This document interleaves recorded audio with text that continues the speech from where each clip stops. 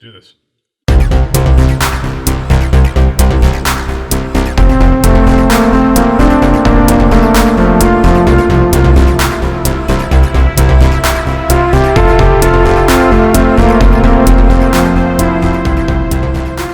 Welcome to Curiosity Public. I'm Dutch. Jules here. Dylan. And welcome to another episode of our Ultimate Spirits Competition. That's right, our goal to try every sipping spirit out there and subject it to our 100-point system. And in this episode, we've got the tequila tasting glasses out because we are trying a new tequila out on the market called Teremana. Wow. Welcome to the jungle. Why are we reviewing Teremana? I don't know. Well, this happens to be the latest in the celebrity booze category, and the latest it's a tequila. And this is a product that has been very much associated with Dwayne "The Rock" Johnson, famous for Maui. being a wrestler, I think, right? Has he done anything since WWF days? WWE? What is it called now? He was a wrestler? I don't know. Anyway, I guess he's acting now. But he's a singer. I'm kind of afraid Me of too. I'm kind of afraid of reviewing this because I feel like if we trash it, he's gonna come like bursting through the wall like the Kool-Aid guy and like kill us. But Did you just call The Rock the Kool-Aid guy? no, he's powerful enough to burst through this Rock. cinder block wall. Wow. That's I'm Okay. complimenting him. True. Anyway, this is Dutch is really nervous about that. I don't know why he doesn't know where we live. Actually, he probably could figure it out. Yeah. Anyway, so a lot of other celebrity tequilas out there. There's the really famous Casamigos, Cincoro, which was Michael Jordan's tequila, which we reviewed on this program. Casamigos being George Clooney. Yeah, Casamigos being George Clooney originally. I mean, Sammy Hagar back in the day was like the first guy to do that and actually put out a really stellar tequila back in the day before it got sold. Same thing with Casamigos. It got sold and became kind of crappy. But here's to hoping that The Rock is doing things right. What do we know about it? Well, it is a Reposado. I think they have a Blanco out. They are aging stuff to be añejo, but they don't have that out yet. Stats on the bottle. It is 40% alcohol, 80 proof. It is very prominently displayed that it is gluten-free. Wow. So you guys with gluten allergies can rest assured that there's no gluten in this. I don't know why there would be. Bonus points. Bonus points. Also really interesting is it actually has the nutritional information on the back, which you almost never see. I mean, it tells you that it's no carbs and it tells you how many calories and all that stuff. Because, if you're like The Rock, he pays attention to that stuff probably, right? Yeah. Of course. It is 100% agave, and the NOM, meaning the distillery that produces it, is 1613. We'll talk a little bit more about that in a second. Dylan's got a little more. I'll get it poured. Yeah, I think you're going to go over some of the other interesting facts about the origin, but I just wanted to mention the name. In the marketing material, it said that Terra is meant to represent terre, which means of the earth, and mana is our powerful Polynesian spirit that guides us, spirit of the earth. The goal is to create a tequila that is the best of quality and taste, but done the right way by hand. And it's small batch, handcrafted tequila from the Teremana blue agave maturing in the highlands of Jalisco. So there you go, Highland tequila. So that will bring about slightly different flavors than the lowland tequilas. Also, notice just right now, the cork is kind of cool. It's a synthetic cork, but it's, it's a little different. The different color motif there. Cool looking bottle. I like the bottle. Yeah. No frills. So a couple things real quick. NOM 1613 is, so NOM's just is a way that all tequilas that are produced have to have the NOM, which identifies the distillery that it's made at. The problem with this is that some of the really large ones, so 1416 I think is the one where this is actually made, they actually kind of sublet space out to create this specific NOM for the Rock's tequila.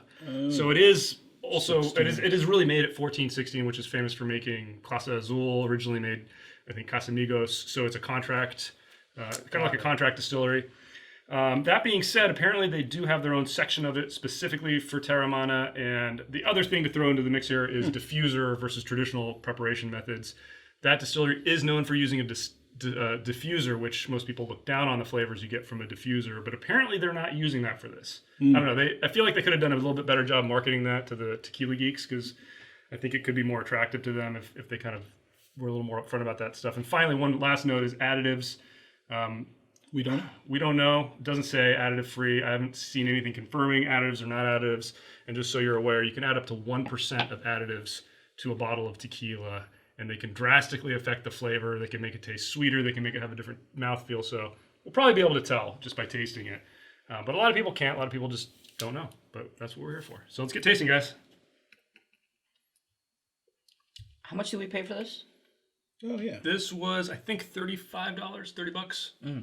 In a lot of ways, it's being marketed at kind of a reasonable price point, I think. Not like the Cincoro, which is kind of marketed as a high end. This is very much being marketed as kind of a middle of the road, a little bit upper, a little bit higher than that, but kind of right there in the middle. So something that I think they would hope is in abundant supply, so people would be able to make margaritas with it or sip it. So, all right, we've had some time to taste, sip on this for a little bit, and let's get started with our discussion. We'll kick things off with the good. All right, guys. So, what did you find good in this tequila? Dylan, why don't you go first? Yeah. This is a little bit of a shocker. I found that I gave body probably the highest score. And the reason for that, I think, is because, maybe it's just my expectations. I thought for $35 and what it is, I was just expecting some of the kind of the cheaper produced tequilas that are out there. I thought I was going to be comparing it to that, but surprisingly, it has legs, and it actually tastes pretty good on the tongue. I felt like there's definitely some robust flavors that we're trying to get through. I find that to be, I think, the most impressive out of all of this. Interesting. That's pretty much it. Yeah. Jules, Here's what's unique about it for me. here's what's good about it. Oh yeah, here's what's good about it. It's unique to me. One of those. But it's that I actually gave it a point or two up for uniqueness because it's the rock and because actually I didn't know what was really happening. I felt like there are times where I was getting fooled and I thought it was like synthetic almost. But then there were times where it's like, oh, maybe this is the real deal. And that's why I gave it a bonus point, on the uniqueness scale, just because I don't know what the hell's going on, but I mean I feel like I land in between where it's not bad, but it's not great. Wait. I want to comment on that for a little bit. I kind of get what you're saying. I want to push back a little bit on the synthetic. Yeah. The reason why I thought the body was something that I needed to mention was because I actually didn't taste that much of an additive. No. And I didn't taste like diffuser products and things like that. I didn't taste any of that, and therefore I actually liked the fact that the body was as clean as it was. Yeah. And so that's why I think I gave that score. And I don't think I tasted. I don't know what you meant by synthetic, but I usually say synthetic is that term is reserved for the ones that had like the weird sugars and The weird additives. the additives. Well, I got it. So real quick, I mean, I found the best aspects of this actually the drinkability, but the nose on it was where I kind of get where you're saying. Like initially on the nose, I kind of went through this roller coaster. I was like, oh, I can smell agave, but wait, it's kind of like somebody had limited it to this much agave, and it kind of goes right there, and then it stops, and then I'm like, oh, but now I'm getting some sweetness, and then and I was afraid that sweetness was going to continue, and I'd be like, there's additives here, but it stopped at just the right point. So it doesn't taste like it has additives to me. I get what you're saying though, how it's almost like there's certain things that are just muted a little bit too much. Like the agave essence is muted a little bit. Like it's there, you can taste it, it's crisp, but it's just not in your face. Right. Yeah. But I did find that all that came together in a very pleasant sipping experience. Like there's really nothing off-putting. You get enough agave to know that it tastes like a real tequila, enough of that sweetness, but not too much where it tastes fake or might be fake. I don't think it is. Right. No real harshness. I found it to be a pretty pleasurable sip. All right, let's move on to the bad. All right, let's go in the same order. Dylan? Yeah, so bad. I mean, there were some bad points here. I just ended up kind of pointing to the balance as being the most disappointing. I don't know what it is, but it just feels like if you tried the other tequilas where you've had, generation after generation of tequila makers crafting this product, you see how, they are able to create a very balanced tequila experience for the consumer.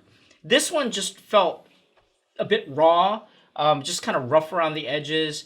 You kind of mentioned how it would go up and then it kind of limit certain types of flavors, and then it kind of disappears and this other thing comes in at times. It was kind of all over the place, very chaotic. And I thought, is this any different than any of the cheaper tequilas out there on the market that I wouldn't, really think about beyond maybe mixing it in a mixed drink of some kind, a margarita or something. Like I'm not thinking about this. I'm probably not going to reach for this, neat essentially, and that's because it's just the balance is really off. It's just a lot of rough things in there. Jules? Yeah, I mean, to align with Dylan there, like actually for me, the bad part was the finish. And as the rock starred in it as well, I mean, I think it stars in his tequila. It was Fast and Furious. Where it just trailed off so quickly, and it's like, well, what the hell happened to me? Like what the hell happened? And again, going back to what I thought was good, it's like, there were parts where it was so good, like I wanted it to last, but then there were parts where I was just kind of confused, and I'm kind of glad it ended. So there you go. Interesting. I agree. I didn't think the finish was that great. It dropped off really quickly, but the flavors that did linger weren't bad. It was a weak finish. I agree. I actually thought it was a little bit better balanced than Dylan said, but I hear what he's saying. It wasn't perfect. It wasn't amazing, but I actually knocked it the most on uniqueness, actually, despite what Jules said. I'm taking the rock out of the picture here, and just as How far dare as you? a $30 tequila, if they were poured blind, I don't think I could pick this out. Nope. I also scored uniqueness very, very low, because I don't know how I got a 5 on uniqueness. I give it a 4. Yeah. And I don't know how. I mean, I really can't pick this out. I don't know if this is like one of the Jose Cuervo. I don't know if it's just kind of some random tequila out there that you would get. It wasn't bad, but it just wasn't remarkable to me. Yeah, that's kind of, I guess, what I'm coming home with. And there's something we should kind of keep in mind here is that I think a lot of the marketing for this, they're really trying to make it more of a mixing tequila anyway.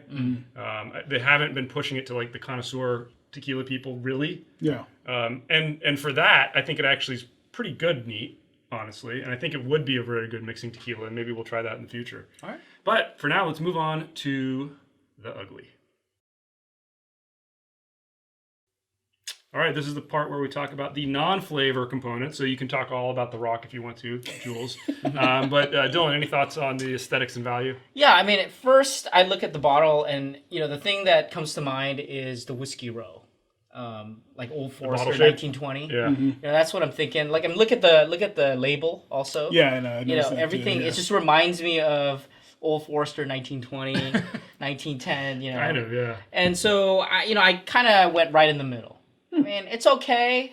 I'm not blown away. I'm not, again, like, it's just kind of average. Yeah. In terms of value, I scored that very low, unfortunately.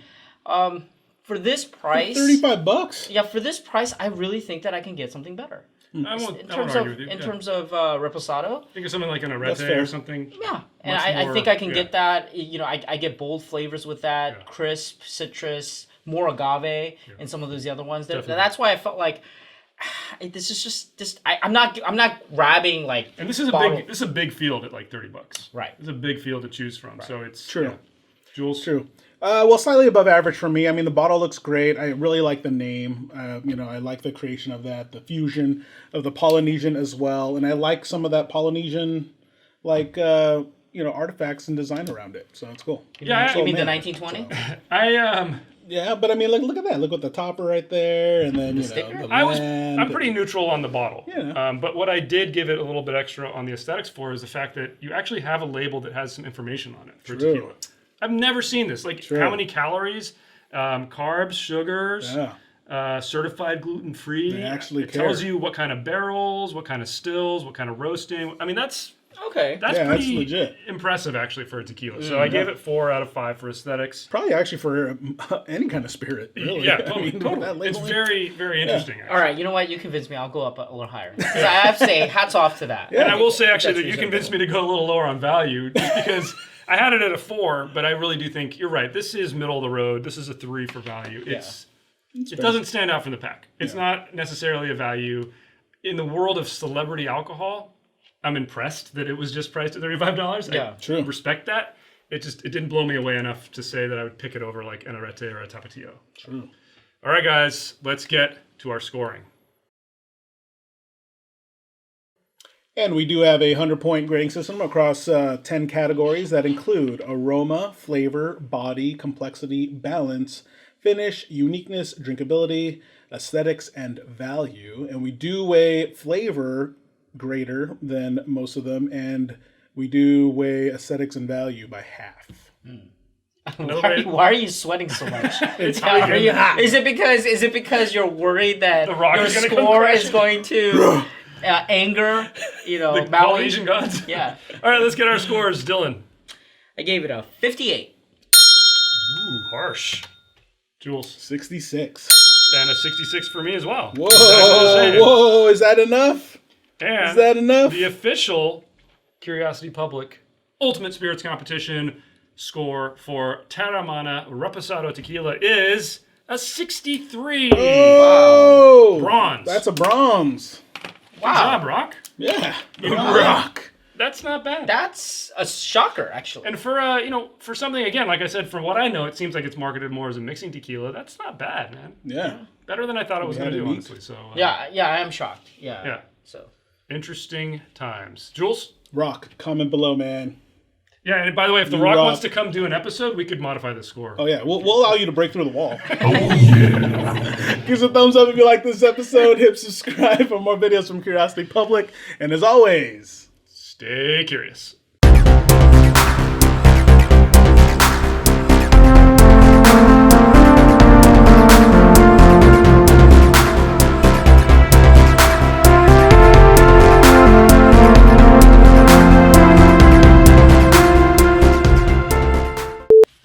One day I want to be able to say I am Dutch the something, like The Rock, like Dwayne The Rock.